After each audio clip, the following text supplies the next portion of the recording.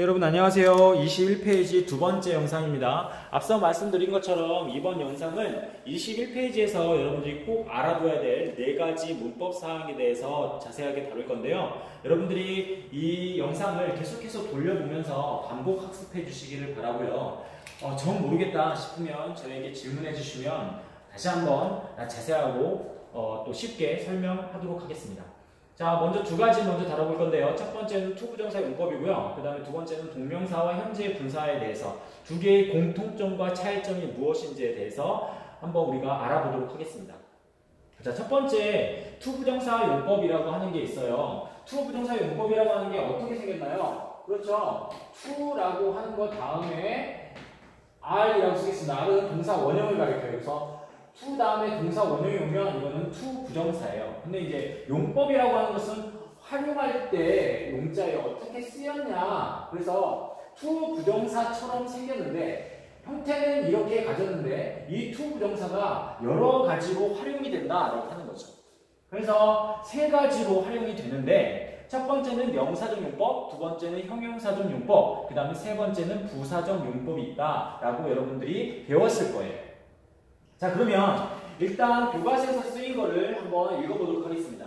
Here are some ways to live more positively through this year 이라고 해서 지금 이 빨간색으로 되어 있는 to live라고 하는 게 투부정사 플러스 동사 원형의 형태이고 앞에 있는 some ways를 이렇게 꾸며줘서 이거는 투부정사의 무슨 용법이냐? 형용사적 용법이다 이렇게 말씀을 해드린 적이 있습니다. 맞나요? 그래서 해석하면 여기에 몇 가지 방법이 있습니다. 방법들이 있습니다. 좀 더 긍정적으로 살아갈 몇 가지 방법이 있습니다. 이렇게 해석하면 돼요. 근데 이게 왜 형용사적이냐? 여러분, 제가 뭐라고 했습니까? 형용사라고 하는 것은 어떤 품사를 꾸며주죠? 그렇죠. 명사를 꾸며준다는 거죠. 명사를 수식해준다라고 하는 거죠. 앞에 있는 some ways라고 하는 게 몇 가지 방법들이라고 하면서 이 방법이라고 하는 명사를 꾸며주잖아요. 그래서 이거 갖다가 우리가 to 부정사이긴 한데 형용사의 역할은 한다라고 해서 to 부정사의 형용사적 용법 이렇게 부른다는 거죠. 자, 그러면 자세하게 한번 살펴보도록 하겠습니다. 아까 제가 말씀드린 것처럼 to 부정사 용법은 첫 번째는 명사적 용법이 있다. 명사적 용법. 두 번째는 형용사적 용법이 있다. 자, 세 번째는 부사적 용법이 있다. 이 세 가지만 알면 돼요. 자, 명사적 용법이라고 하는 것은 to 부정사인데 명사처럼 사용됐다는 거죠. 명사의 역할을 한다는 거고 명사처럼 사용된다. 형용사적 용법이라고 하는 것은 형용사처럼 사용된 거고요. 부사적 용법이라고 하는 것은 부사처럼 사용됐다라고 하는 거예요. 그렇죠? 자, 그럼 명사적 용법일 때의 to 부정사의 특징은 무엇인가? 자, 문장에서 주어로 사용되기도 하고요.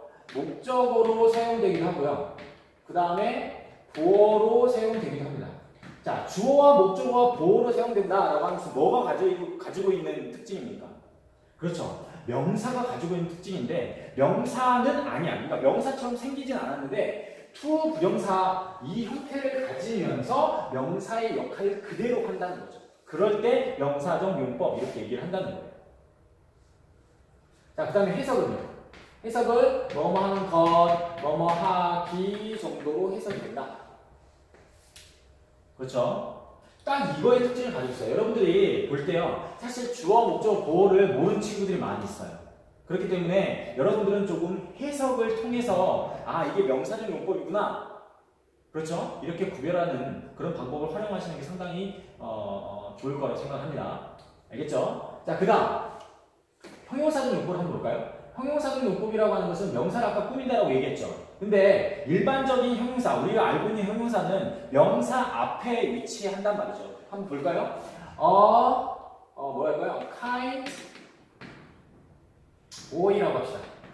친절한 소년이라고 했을 때 이 친절한이라고 하는 게 형용사예요. 그 다음에 boy라고 하는 게 소년, 명사니까 일반적인 형용사는 명사 앞에서 뒤에 있는 명사를 꾸며준다는 거죠. 그런데 to 부정사의 형용사적 용법은요. 명사가 앞에 위치합니다. 그러니까 명사가 있고 나서 to 부정사가 뒤에 와요. 그리고 앞에 있는 to 부정사를 이렇게 꾸며줘요. 그러면요. 해석은 어떻게 된다? 해석은 뭐뭐 할, 뭐뭐 하는 이렇게 해석이 됩니다. 자, 여기서 주의해야 될 게 있어요. 명사 뒤에 투부정사가 바로 나왔다고 하면 그거는 형용사적 용법입니까?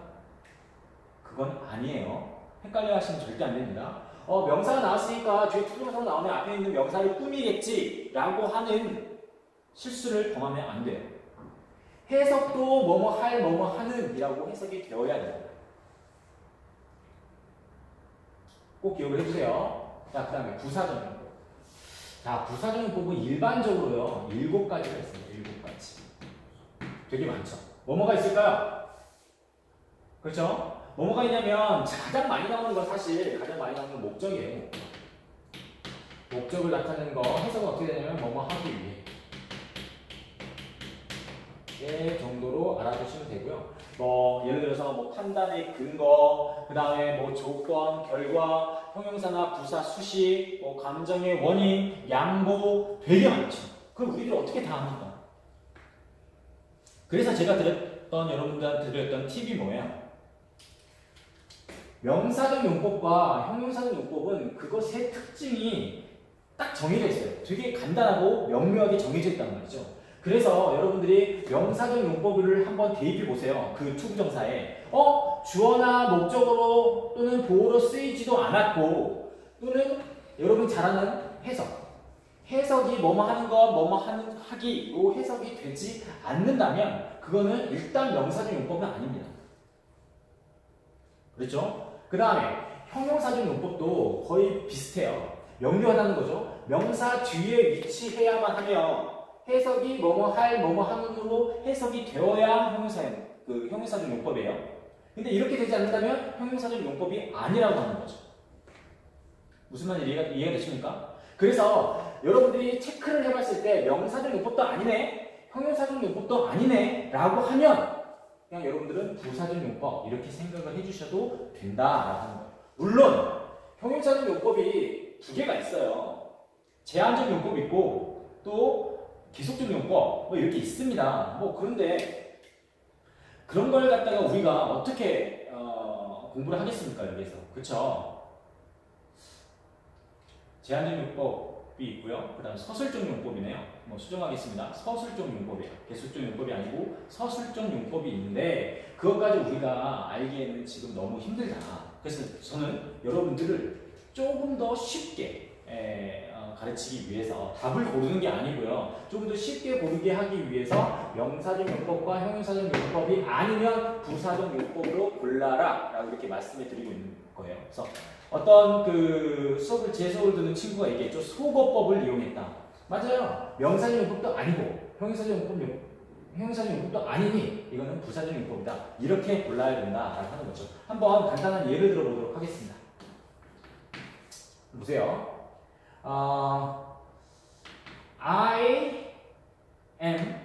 I'm glad to see her. 나는 그녀를 보게 되어서 기쁩니다. 라는 그런 뜻이 된다고요. 그쵸? 여기에서 glad라고 하는 것은 기쁨이라고 하는 형용사입니다. 형용사인데 한번 보세요. 나는 기쁘대요. 그녀를 봐서. 근데 여기서 보니까 그녀를 봐서라고 하는 이 to see는 뭐뭐 하는 거, 뭐뭐 하기로 해석이 안 됐잖아요. 일단 명사적 용법은 아니라는 거죠. 됐습니까? 그 다음 두 번째. 형용사적 용법을 보려고 하니까 형용사적 용법이 되려면 앞에 명사가 반드시 있어야 돼요. 필수 조건이에요. 명사를 꾸며야 되거든요. 그런데 여기 보니까 글래드라고 하는 것은 제가 아까 쓴 대로 형용사라고 하는 거죠. 형용사라고 하는 건 명사가 아니기 때문에 얘가 이렇게 꾸며준다고 보면 안 된다는 거예요. 명사가 아니기 때문에.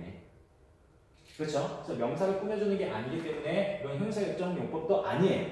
그럼 뭐다? 이건 당연히 둘 다 아니기 때문에 부사적 용법이다 라고 보시면 돼요. 그래서 이거는 형용사 수식도 가능하고요. 그렇게 봐도 괜찮고 그 다음에 어떤 뭐뭐 해서 기쁘다 라고 하는 어떤 이유를 얘기해준다 라고 여러분들이 생각을 해주시면 될 것 같습니다. 그렇죠? 제가 조금 길게 설명하긴 했는데 자세하게 설명하기 위해서 좀 시간이 좀 길어졌습니다. 여러분들 이 세 가지 용법을 반드시 기억할 줄 알아야 되고요. 나중에 부교재가 나오면 그때 문제를 많이 풀어보면서 여러분들 적용시키면 될 것 같아요. 너무 어려워하지 마시고요. 좀 자신감을 갖고 다시 한번 제 설명이 이해가 안 되면 돌려보면서 그 이해를 해주시면 좋겠다라는 생각이 듭니다. 자, 그러면 이 시간에는 밑에 있는 동명사와 현재분사 두 번째 걸 한번 해보도록 할 텐데요. 두 번째 거는 저도 이거 상당히 중요하다고 생각을 하거든요. 마찬가지로 이 시간에 공부해야 할 네 가지 문법 사항은요 다 중요해요. 그래서 그 영상을 제작을 한 거고요. 자, 한번 공부해 보도록 하겠습니다. 그 동명사와 현재분사는 쌍둥이에요. 쌍둥이. 여러분들 쌍둥이 알죠? 근데 쌍둥이는 뭐 일란성, 이란성이 있지만 지금 말하는 거는 일란성 쌍둥이에요. 여러분들 알다시피 일란성 쌍둥이는 생긴 게 똑같아요. 근데 중요한 건 뭡니까? 쌍둥이라 할지라도 얼굴 생긴 것만 똑같다고 생각이 되지 그 사람이 가지고 있는 어떤 성격이나 개성은 다를 수가 있다. 똑같습니다. 동명사와 현재분사도 생긴 거 똑같아요. 공통점이 뭐냐면 동사 원형이죠. 동사 원형에다가 뒤에 ing 형태를 붙인 걸 갖다가 우리가 동명사 또는 현재 분사다 이렇게 얘기를 합니다. 그러면 어떨 때 우리가 동명사라고 하고 어떨 때 현재 분사라고 하냐? 그거 우리들이 지금 배워야 된다는 거고 그게 가장 중요한 포인트가 될 수 있겠습니다. 자, 일단 교과서에 나온 거 보면 Following their lives is okay if it helps you relax 라고 하는 말이 나왔죠. 여기에서 그들의 삶을 따르는 것은 괜찮다. 일단 여기서 그냥 끊겠습니다. 저기서 following은 제가 설명해 드렸다시피 동명사예요. 그쵸? 그러면 동명사가 뭔지, 현재 분사가 뭔지 이 시간에 한번 살펴보도록 하겠습니다. 자, 동명사는 일단 동명사라고 하는 것은 제가 뭐라고 했어요? 얘는 명사예요? 동사예요? 그렇죠. 얘는 명사예요. 명사. 그럼 동은 앞에 뭔데요? 동사의 성격을 그대로 가지고 있는 명사라고요. 그래서 이 동명사라고 하는 것은 이러한 주머니가 있다고 했을 때 명사 주머니예요. 명사 주머니에 이렇게 포함되어 있는 게 바로 동명사입니다. 다시 얘기하면 명사가 하는 역할을 그대로 할 수 있어요. 동명사는. 명사 역할이 아까 뭐라고 했나요? 뭐만은 해석은 뭐만은 것 뭐뭐하기로 해석이 될 뿐더러 문장에서 어떻게 쓰인다? 주어 목적어 보어로 사용된다 라고 하는 거죠. 됐죠? 또 무슨 특징이 있나요? 이 동명사라고 하는 건요 사실 그래요. 그 비동사와 같이 쓰일 수도 있어요. B-ing. 그래서 B 플러스 ing 형태로 쓰일 수가 있거든요. 근데 이 B 플러스 ing 형태는 현재 분사로도 쓰일 수가 있어요. 근데 여기에서 우리들이 중심적으로 우리가 알아봐야 될 거는 이 ing가 동명사라고 한다면 뭐뭐 하는 것, 뭐뭐 하기로 쓰인 것이고요. 비동사의 보어로 쓰였을 것이다 라고 하는 것. 나중에 한번 현재 분사가 나왔을 때 제가 설명해 드리도록 하겠고요. 또 다른 특징이 뭐냐면 이 동명사라고 하는 것은 보통 전치사가 있죠. 전치사 다음에 ing가 오면요. 이 ing는 보통 우리가 동명사다 이렇게 구별을 해줍니다. 어떤 친구들이 궁금해하는 친구도 있어요. 예를 들어서 뭐 이 전치사 다음에 뭐 예를 들어서 이런 거죠. in the parking lot 같은 거 이렇게 있다고 봅시다. 주차장에서라는 뜻인데 선생님 여기 파킹이 뭐니? 라고 물어보니까 이거 동명사요. 왜? 라고 물어보니까 앞에 in이라고 하는 전치사가 있잖아요. 이렇게 얘기하잖아요. 근데 여기서는 동명사가 맞긴 맞는데 이 in 때문에 동명사는 아니에요. 무슨 말이냐면 이 in이라고 하는 게 in 다음에 제가 ing가 온다는 것은 in 다음에 그러니까 전치사 후에 곧바로 ing가 나와야지 이 더와 같은 다른 단어가 나와서는 안 된다고 하는 겁니다. 헷갈려서 하시면 안 돼요. 어쨌든 이거는 주차장이 맞아서 동명사는 맞아요. 동명사는 맞지만 이 전치사 때문에 동명사가 되는 것은 아니다. 이렇게 여러분들이 생각을 해주시면 될 것 같습니다. 자, 그러면 일단은 이 정도로 제가 정리하고요. 그 다음에 여기에서 이제 현재 분사를 한번 보도록 하죠. 현재 분사도 똑같이 설명을 하면요. 현재 분사는 어떠한 주머니 있을 거냐면 얘는 형용사라고 하는 주머니에 있어요.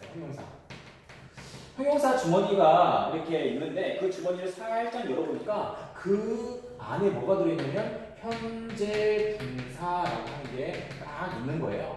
다시 얘기하면 이 현재 분사는 형용사에 속해 있다라고 보시면 되겠어요. 자, 여러분들 형용사가 계속해서 나오는데 형용사의 어떤 역할이 뭡니까? 그렇죠? 여기다 적겠습니다. 현재 분사는 명사 수식입니다. 명사를 꾸며주는 역할을 하고요. 문장에서 보호의 역할도 할 수가 있습니다. 사실 보호 역할도 할 수 있는데 여기도 보호고 여기도 보호네요. 이렇게 생각할 수 있으니까 좀 여기에서는 여러분들이 구별하기가 조금 힘들 거예요. 어쨌든 보호의 역할을 할 수 있다라는 거 알아두시면 될 것 같고요. 자, 그 다음에 여기에서 이제 중요한 건 비동사 플러스 ing 형태가 이렇게 나올 수가 있는데 쌤 여기에서도 나오고 여기에서도 나오네요. 그래서 이 부분이 상당히 중요하다고 하는 겁니다. 잘 보세요. 비동사 플러스 ing가 우리가 일반적으로 어떻게 알고 있죠? 우리가 일반적으로 알고 있는 것은 뭐예요? 그렇죠. B 플러스 ing는 진행형이라고 합니다. 진행형. 뭐뭐 하고 있다, 뭐뭐 하는 중이다 이렇게 얘기를 할 수가 있다라고 하는 거죠. 맞습니까? 그렇죠. 그랬을 때 진행형일 때 이걸 갖다가 우리가 현재 분사다 얘기를 합니다. 그러면 반대로 선생님 여기도 BING 있잖아요. 당연하죠. 근데 여기에서는 뭐뭐 하는 것으로 해석된다고 얘기를 했을 뿐더러 좀 더 여러분들한테 이해하기 쉽게 얘기한다면 진행형으로 해석이 되지 않을 경우, 그러니까 뭐뭐 하고 있다, 뭐뭐 하는 중이다 라고 해석이 되지 않을 경우에는 얘는 동명사. 형태는 똑같이 생겼지만 진행형일 경우에가 현재 분사고 아닐 경우에는 동명사다. 이렇게 여러분들이 생각을 해주시는 게 좋을 것 같습니다. 그렇죠. 여기까지 이해가 되시나요, 좀? 예. 그 다음에 이제 이것 이외에 여러분들이 알아둬야 될 또 다른 그 구별 형태가 있는데요. 제가 잘 쓰는 예시를 하도록 하겠습니다. 교과서 그러니까 수업 때도 했고요. sleeping baby라고 할까요? baby. 그 다음에 sleeping bag이라고 한번 해볼까요? 자, 여기서 보면 나오고 sleeping 나오고 뒤에 명사가 나오는 것까지 똑같은 구조를 가지고 있어요. 그러면 사람들 봤을 때 둘 다 sleeping인데 똑같은 구조를 가지고 있으니 둘 다 똑같은 품사이겠거니 라고 생각을 할 수가 있겠는데 잘 보세요. 이 baby와 bag은 명사라고 얘기했습니다. 자, sleeping 잠을 자고 있는 아기 말 된다고 얘기했죠. 그 다음에 잠을 자고 있는 가방 말이 안 된다고 했죠. 그래서 말이 된다라고 하는 것은 앞에서 뒤에 있는 명사를 수식해준다는 거예요. 명사를 수식하는 건 뭐다라고 했어요? 그렇죠. 현재 분사죠. 형용사로 쓰였으니까 현재 분사니까 여기서 sleeping은요. 현재 분사 이렇게 얘기할 수가 있습니다. 근데 밑에 있는 건요. sleeping bag이라고 하는 것은 그러니까 잠자고 있는 가방이라고 하는 말이 성립이 되지 않는다고. 어떻게 가방이 잠을 잘 수 있니? 그렇죠. 그래서 여기에서는 성립이 되지 않는다. 명사 앞에 위치했는데도 그 명사를 꾸미지 못하고 있네요. 다시 얘기하면 현재 분사가 아니네요. 현재 분사가 아니라면 그거는 동명사입니다. 그렇죠. 맞습니다. 그래서 여러분들이 조금 더 이것을 정확하게 알기 위해서는요. 여기에 있는 이 명사를 여러분들 명사를 주어로 해석하세요. 주어로 해석하고 여기 있는 동명사가 됐든 현재 분사가 됐든 어쨌든 이것을 서술어라고 한번 생각을 해보세요. 해석을요. 아기가 잠을 잔다. 되게 자연스럽죠. 그러니까는 이거는 문장이 완성이 되기 때문에 이걸 우리가 문장이 완성될 때 자연스러울 때 우리가 현재 분사라고 얘기하고요. 가방이 잠을 잔다. 어떻게 가방이 잠을 자요? 그래서 이거는 문장이 완성되지 않으므로 얘는 동명사 이렇게 불러주는 겁니다. 말이 안 되잖아요. 가방이 어떻게 잠을 자요? 그래서 얘는 슬리핑 백이라고 하는 말은요. 그냥 침낭이라고 하는 그런 뜻이다 라고 여러분들이 알아두시면 된다라고 하는 겁니다. 그렇죠? 그래서 이 시간에 간단하게 그 동명사와 현재 분사에 대해서 알아보았습니다. 이제 다음 영상에서는요. 끊어서 세 번째, 네 번째 우리가 배워야 될 문법사항에 대해서 공부해 보도록 하겠습니다. 자, 이어서 세 번째 준사역 동사 help와 그 다음에 네 번째 suggest 동사의 특징에 대해서 공부해 보도록 하겠습니다. 지금 계속해서 자세히 하다 보니까 길어지고 있는데요. 여러분들 그 필요한 부분만 공부를 해주시면 될 것 같습니다.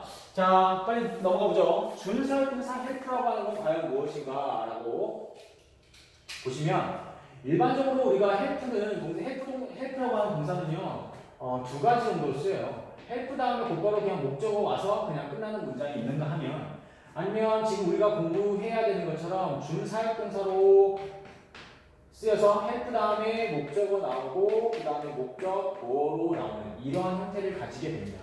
그래서 우리가 배워야 되는 것은 지금 밑에 있는 준사역동사고요. 일단 준사역동사라고 하는 것을 간단하게 생각을 하면 준자예요. 준자. 다시 얘기하면 사역동사가 원래 있었는데 사역동사처럼 사용된다 라고 해서 준사역동사 이렇게 얘기를 합니다. 그래서 원래는 사역동사라고 하는 것을 먼저 배우고 나서 그 다음에 준사역동사 이렇게 배우면 좋은데, 우리가 일단 준사역동사가 교과서에서 나왔기 때문에 준사역동사 헬프를 한번 이 시간에 공부해 보도록 하겠습니다. 자, 일단 제가 말씀드린 헬프는 준사역동사 사용됐을 경우 목적어가 오고요. 그 다음에 목적 보호가 이렇게 옵니다.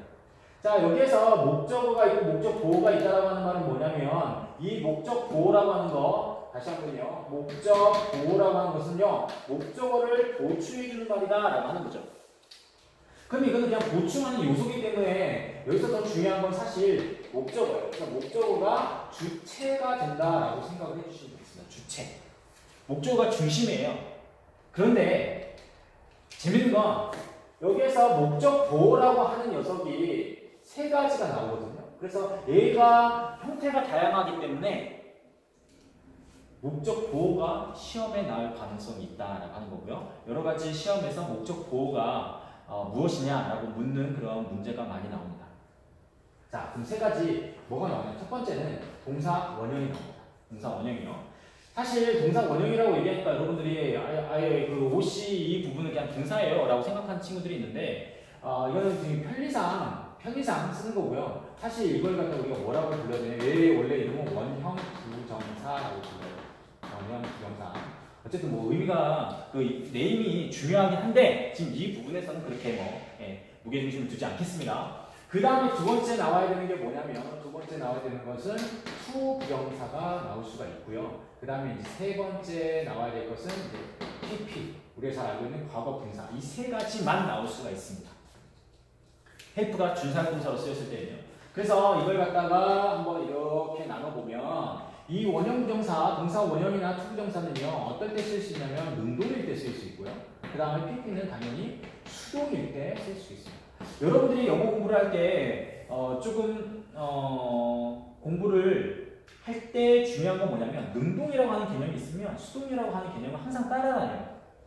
그러니까 여러분들이 능동과 수동을 정확하게 구별을 해줘야 되는데, 선생님 그럼 능동은 뭐고 수동은 뭡니까? 여러분들 알잖아요. 능동적인 사람, 수동적인 사람 이 뜻이, 능동이라고 하는 것은 나 스스로가 내 힘으로 하는 걸 능동이라고 하고요. 수동은 수동적인 사람이 뭐예요? 누가 시켜서만 하는 거잖아요. 그래서 누구에 의해서, 그러니까 외부의 힘에 의해서 되어질 때를 우리가 수동이라고 얘기합니다. 어떤 친구가 피동이라고 얘기하는데, 사실 피동이라고 하는 개념은 영어에서는 쓰지 않습니다. 우리나라 말에서 피동이라는 개념을 쓰지 피동은 아니고요. 그래서 능동과 수동은 항상 짝꿍이다, 이렇게 여러분들 생각을 해주시면 좋아요.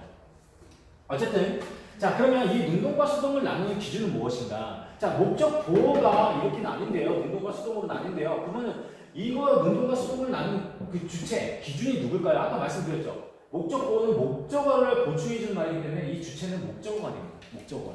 그래서 목적어가 어떻게 하느냐에 따라서, 그러니까 목적어가 자기 힘으로 한다? 그럼 능동이에요. 목적어가 자기 힘으로 하는 게 아니라 목적어가 외부의 힘에 의해서 된다? 그럼 수동입니다. 그래서 제가 뭐라고 했습니까? 좀 간단하게 말씀드려서 이 목적어가 보통 사람일 경우, 목적어가 사람일 경우 우리 보통 사람은 자기 힘으로 할 수 있는 능력이 있잖아요. 그렇기 때문에 목적어가 사람이라면 능동으로 많이 오고, 그럼 수동은 못 오냐? 아니죠. 수동 못 오는 거 아니에요. 수동도 올 수 있는데 능동으로 많이 옵니다. 그래서 부동어는 능동 쪽으로 많이 갑니다.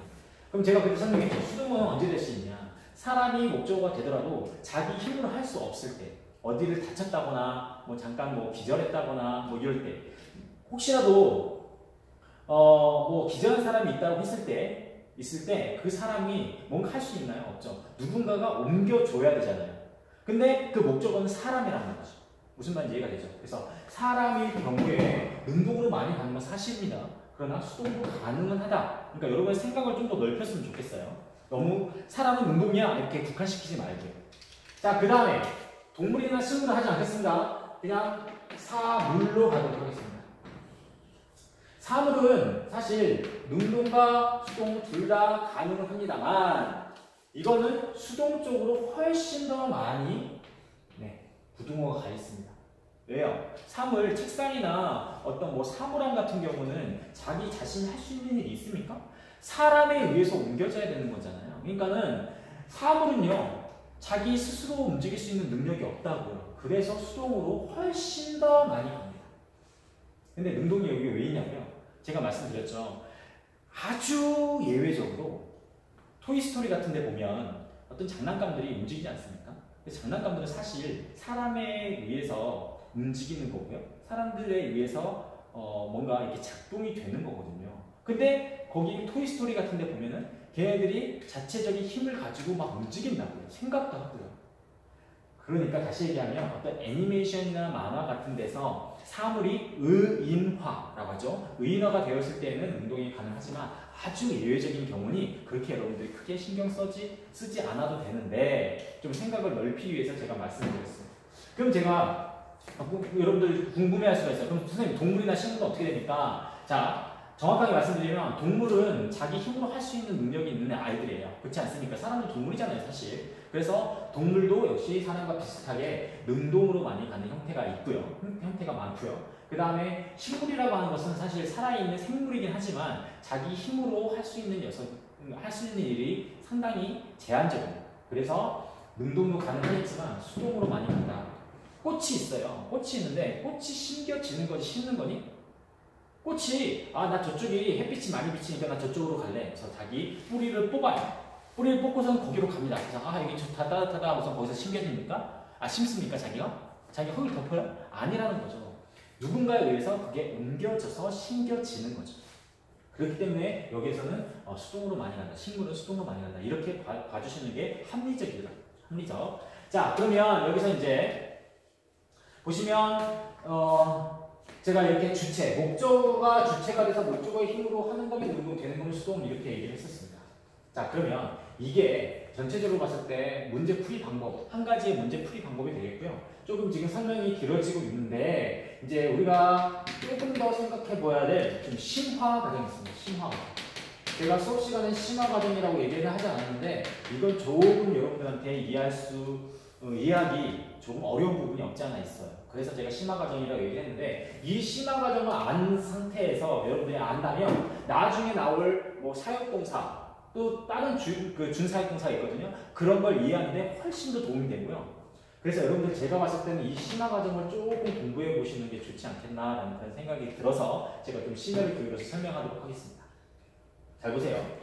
자, help라고 하는 동사가 있고요. 그 다음에 목적어 오고 그 다음에 목적어가 오는 형태를 제가 준사역 동사라고 얘기를 했는데 잘 보세요. 여기 있는 OC라고 하는 것은 목적어예요. 지금 초점은요. 아까는 초점이 주체라고 하는 이 목적어에 초점이 가 있었다고 한다면 지금은 OC에다가 초점을 맞출 거예요. 자, 이 OC라고 하는 거는 세 가지가 나올 수 있다고 했는데 원형 부정사, 동사 원형이라고 불러요. 그 다음에 to 부정사, 그 다음에 PP가 있는데 자, 이 세 가지의 뿌리가 어디입니까? 제가 뭐라고 그랬어요? 이 세 가지의 뿌리는 어디서 나왔다? 네, 당연히 동사에서 나왔습니다. 그럼 이 동사에서 한번 시작을 해보자는 거죠. 자, 동사는요, 크게 어떻게 나눌 수 있냐면 자동사라고 하는 녀석과 타동사라고 이 두 가지로 크게 나눌 수가 있어요. 근데 제가 미리 말씀해 드리는 건 영어의 80에서 거의 90%를 이르는 많은 동사들이 다 자동사와 타동사의 의미를 다 가지고 있어요. 그럼 우리가 어떻게 구별하냐고요? 못한다고요. 그죠? 불가능에 가까운 건데 우리가 학교 영어에서 배우는 거는요. 자타동사가 어느 정도는 명확하게 규명되어 있습니다. 무슨 말인지 이해가 되시죠? 그래서 그렇다는 것을 전제하에 말씀드리면 자동사라고 하는 것은 스스로 자자라고 해서 자기 혼자 남의 도움 필요 없이 그냥 자기 혼자 스스로 동사의 역할을 할 수 있네요. 근데 타동사라고 하는 거는 남타자를 이용해서 뒤에 목적어, 즉 목적어는 명사를 뜻합니다. 그래서 이 명사가 있어야지만이 타동사의 역할을 완벽하게 수행할 수가 있다. 자기 동사의 역할을. 무슨 말인지 이해가 되시죠? 자, 그러면 선생님 자동사 타동사 어떻게 구별하나요? 그래서 제가 생각해낸 게 을을 뭐뭐를 뜻을 한번 이 자동사나 타동사의 뜻, 의미에다가 한번 붙여보세요. 그러니까 이거는 사실 이 자동사와 타동사의 뜻을 안다는 가정하에 쓰는 건데 을을 붙여봐서 말이 자연스러우면 이거는 타동사입니다. 말이 부자연스러우면 이거는 자동사다. 이렇게 여러분들이 봐주시면 참 좋아요. 알겠죠? 그래서 예를 들면 간단하게 한번 해볼까요? wash 한번 해볼까요? wash. wash는 씻다라는 그런 뜻이에요. 뜻 알죠? 자, 그랬을 때 무엇을 씻다 말 돼요? 안 돼요? 말 되죠? 그래서 얘는 타동사로 보는 게 바람직하다라고 하는 거죠. 그 다음에 run이 있다고 봅시다. run은요 달리다라는 그런 뜻으로 여러분들 알고 있죠? 그쵸? 자, 그러면 이 run이라고 하는 경우는 무엇을 달리다. 말이 안 돼요? 뭔가 될 것 같죠? 운동장을 달리다. 그쵸? 운동장을 달리다 말 될 것 같지만 run이라고 하는 것은요 얘는요 자동사입니다. 100% 자동사라고 보시는 게 맞아요. 무엇을 달리다 말이 안 되거든요. 운동장에서 달리다 이렇게 해줘야 된다는 거죠. 운동장에서 뛰다 이렇게 얘기를 해줘야 된다는 거죠. 에서라고 하는 것은 전치사예요. 그렇기 때문에 영어에서 얘는 자동사로 보는 게 맞습니다. 근데 여기서 제가 100% 자동사라고 해서 좀 걸리는 게 있는데 사실 이 run이라고 하는 게 운영하다라는 뜻이 있어요. 운영하다. 잘 보세요. 운영하다라는 뜻이 있다고 얘기했어. 내가 뜻을 가르쳐줬어. 자, 무엇을 운영하다 말이 아니야. 가게를 운영하다. 말 되죠? 그럼 얘는 뭐예요? 그때는 타동사로 쓰인 거예요. 그래서 여러분들 조금 어렵다라고 하는 거죠. 어쨌든 여기서는 그냥 그 run이라고 하는 달리다에 초점을 맞추면 얘는 자동사라고 하는 겁니다. 자, 정리하겠습니다. 자동사라고 했을 경우 여러분들 생각해보세요. 자동사라고 이 뒤에 나오는 OC 목적 보호의 뿌리가 동사인데 이 동사를 찾아보니 얘가 자동사네? 자동사면요 자동사로 판명이 났을 때는요 무조건 능동 이 두 가지밖에 안 됩니다. PP요? 자동사로 판명 났을 때 PP는 절대 불가합니다. 선생님 그러면 아까 우리 그것이 우리 그 뭐였죠? 예시문에 있었죠? 그 본문에 It helps you relax라고 나옵니다. relax. 그러면 여기 help 나오고 목적어 나오고 뒤에 목적보가 relax란 말이죠. 동사잖아요. 근데 뒤에 목적어 있어 없어요? 그러니까 여기 명사가 있어요 없어요? 없죠. 그러니까 이 relax라고 하는 것은 다시 어떻게 생각하실 수 있어요? 얘는 자동사다. 이렇게 여러분들 생각을 해주시면 되죠. 자 그러면 이 뿌리를 찾아가 보니 동사야. 동사인데 동사의 뿌리를 찾아보니 얘가 타동사네? 타동사일 때는 얘도 가능하고요. 얘도 가능합니다. 그렇죠? 그런데 금방 얘기한 것처럼 둘 다 가능해요. 둘 다 가능한데 얘였을 때 이 두 가지가 나오려면요. 얘는 반드시 뒤에 목적어가 와야 돼요. 얘가 되려면 목적어가 없어야 됩니다. 잘 보세요. 만약에 wash가 있죠. wash만 하겠습니다. 그냥 washed 이렇게 있다고 봅시다. 그럼 동사 원형 PP 뭐 둘 다 가능하죠? 그렇죠? 그랬을 때 뒤에 만약에 the room이라고 하는 명사가 왔다고 보시면 이거는 wash라고 하는 거 아까 뭐라고 그랬어요? 타동사라고 그랬죠. 타동사는 뒤에 목적어가 있어야 된다고 얘기했었습니다. 뒤에 목적어가 있네요. 목적어 있을 때 뭐라고 그랬어? 여기 동사 원형이나 투부정사가 와야 돼요. 근데 만약에 wash가 나오는데 타동사야. 네? 또 room이 없네? 동사 아니 뒤에 목적어 없네? 타동사인데 목적어 없어? 그럼 얘는 어디로 간다? PP 수동으로 간다 라고 하는 거예요. 기억을 꼭 해주셔야 됩니다. 이거 상당히 중요한 부분이에요. 여러분들 이해하기에 조금 힘들 수는 있겠지만 상당히 중요한 부분입니다. 이렇게 문제 푸는 것도 좋고 이렇게 문제 푸는 것도 좋지만 여러분의 생각의 범위를 넓히기 위해서는 저는 이 방법 심화 과정을 추천해 드립니다. 어렵더라도 다시 한번 돌려가면서 또는 질문하면서 이해한 친구들한테 물어보면서 여러분들이 이것을 반드시 숙지하시기를 바라겠습니다. 자, 이 정도로 끝내면 될 것 같고요. 다른 거 걱정하지 마세요, 여러분들. 어차피 부교재를 통해서 여러분들이랑 같이 문제를 많이 풀어보고 할 거니까 걱정하지 마시고요. 지금은 그런 게 있었지 라고 생각해 주시면 되겠습니다. 자, 이제 마지막으로 네 번째 동사의 특징에 대해서 설명을 할 거예요. 어떤 동사냐? suggest입니다. suggest라고 하는 동사의 특징 상당히 중요하다고 얘기했고요. 여러분들 제가 이 일과를 시작할 때 key expressions라고 하는 그 부분에서 아주 중요하게 다뤘던 부분이 바로 이 suggest 동사의 특징입니다. 자, 이 suggest 동사의 특징이 뭐냐? 잘 보세요. 미리 말씀드립니다. 주장, 명령, 요구, 제한, 충고, 의 의미를 가진 동사가 있어요. 서제스트는 뭐죠? 제안하니까 제안의 의미를 가진 동사겠죠. 주장, 명령, 요구, 충고의 동사가 다 따로 있습니다. 이런 의미의 동사가 있었을 때 구조가 어떻게 되면 뒤에 대시 와요. 사실 이 대는 생략이 가능하고요. 그 다음에 와야 되는 게 주어가 올 수 있고요. 그 다음에 플러스 동사인데 이 동사는 반드시 동사 원형이 와야 됩니다. 그 이유는 뭐라고 그랬어요? 이 앞에 뭐가 생략됐다? 다 대답해 보세요. 지금 영상이긴 하지만 뭐야? should. should라고 하는 뭐뭐 해야 된다라고 하는 좀 어려운 말로 단위성이라고 얘기를 하는데 어쨌든 그건 알 필요 없어요. 그냥 should가 와서 이 should라고 하는 조동사의 특징이 뒤에는 동사 원형을 취해야 된다라고 하는 아주 중요한 특징이 있죠. 이걸 여러분들 알아두셔야 돼요.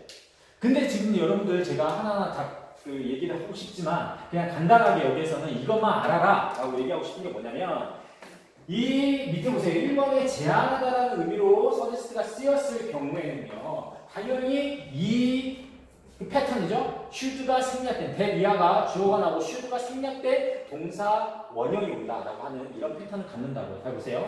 I suggest 대신 생략 가능하고 She made the plans for us. 그녀가 우리를 위해서 계획을 세워야 돼 라는 것을 나는 제안한다 라는 그런 뜻이 되는데요. 선생님 she가 3인칭 단수고 여기가 현재니까 여기는 makes를 써야 되는 거 아닌가요? 라고 생각하는 친구가 있을 텐데 아니라고. 왜요? 여기 사이에 원래 뭐가 있었다고? should가 있었다고. should. 그러니까 should가 주동사가 있으니까 뒤에 당연히 make가 나와야 되겠죠. 이런 걸 여러분들이 어려워한다고요. 3인칭 단수니까 makes 아니겠냐? 이렇게 생각할 수가 있겠죠. 근데 저 되게 어색해 보이는데 저 문장이 맞아요. she make가 맞아요. 이해가 되시나요? 왜요? should 때문에. 다만 제가 뭐라고 얘기했었냐면 조금 뭐 영어 공부하는 사람들한테는 좀 재밌는 표현인데 킬러 문제라고 하는 게 있어요. 킬러 문제. 그게 뭐냐면요. 사실 이 문제까지는 나오겠냐마는 알아두시면 좀 더 좋아요. 그래서 여러분들이 이 제안하다에다가 좀 초점을 맞춰주세요. 그런데 여기에서 서제스트가 제안하다는 의미가 아니라 암시하다는 의미를 가질 수도 있어요. 암시하다. 자 보세요. All evidences suggest that she stole the bag. 나왔습니다. 모든 증거가 암시하고 있대요. 그녀가 그 가방을 훔쳤다고. 이 store이라고 하는 것은 steal, 훔치다 있죠? steal 이거예요. steal. 이거의 과거 형태인데 모든 증거가 그녀가 그 가방을 훔쳤다는 것을 암시하고 있다라는 그런 뜻이거든요. 여기서는 제안하다는 의미가 아니라 암시하다는 의미네. 그랬을 때는요, 여기에서 story라고 하는, 그러니까 이거는 그냥 시제 문제인데요. 그냥 아무거나 써도 돼요. 시제들, 과거를 쓰든, 현재를 쓰든, 뭐 미래를 쓰든 상관없습니다. 앞에가 써있을 때 현재이기 때문에. 어쨌든 그 시제 문제는 여기서 다룰 건 아니니까. 자, 여러분들 딱 서제스트만 보고 이거 제안하라겠다. 오케이. 여기 틀렸네. 여기는 뭐예요? should가 생략되었으니 여기는 still로 바꿔야지 라고 해서 still가 아닌데 still, L이에요. L S-T-E-A-L S-T-E-A-L still 이걸로 고치면 되겠지? 라고 맞았다고 좋아하실지는 모르겠지만 여러분들이 항상 생각해야 돼요. 암시하다는 뜻도 가지고 있기 때문에 암시하다 할 때는 제안, 주장, 명령, 요구, 제안, 충고 동사가 아니잖아요. 그렇기 때문에 위에 있는 법칙에 영향을 받지 않습니다. 아시겠습니까? 그래서 여러분들이 이 부분을 같이 공부한다면 서제스트 문제가 나왔을 때 한 번 더 생각해 보면서 좀 함정을 피해서 갈 수 있지 않을까라는 그런 기대감을 가지고 있습니다. 자, 오늘 좀 길게 영상을 한번 제작해 봤습니다. 여러분들한테 크게 도움이 되었으면 좋겠고요. 계속해서 돌려보면서 여러분의 것으로 만들어줬으면 좋겠습니다. 그리고 여러분들이 이 공부한 내용에 대해서는 문제를 풀어가면서 우리가 적용시켜 보도록 하겠습니다. 네, 공부하시느라 고생 많았습니다.